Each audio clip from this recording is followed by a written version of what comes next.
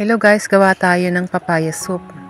So dito meron akong papaya na pinitas lang niyan sa eskwela ng amo ko. So old videos ko na to.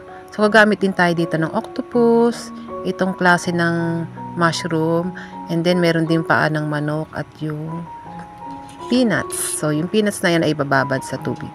Then ito naman ang ating buto-buto ay napakuluan ko na ng separate kanina at nalinis ko na rin siya sa running water. And then sama natin siya sa ating tubig. So dapat dito pakuluan na yan, pero since nagmamadali ako, inilagay ko na siya sama-sama.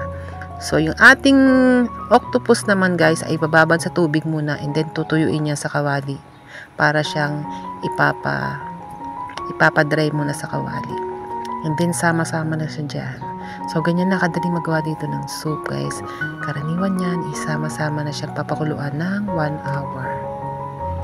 So, dito, lalagay ko na rin dyan yung mani.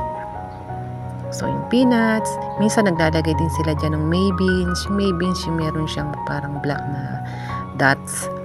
Minsan, ginagamit ko yun. Pero ngayon, hindi ko siya nilagyan kasi hindi pinalagyan ni amo ko.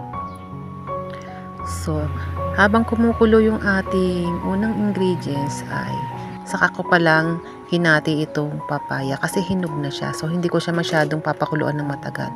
So, 30 minutes siguro okay na siya kasi madudurog.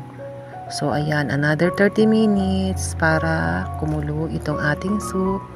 At pagkatapos ng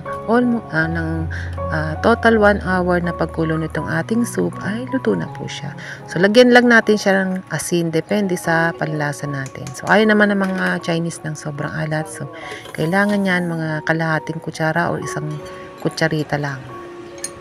Isang kutsarita lang pala guys, hindi isang kutsara. So, ayan na po siya. Pag yan ay naluto, ay sobrang lambot ng ating mga buto-buto. So, yan na po. Salamat sa panonood.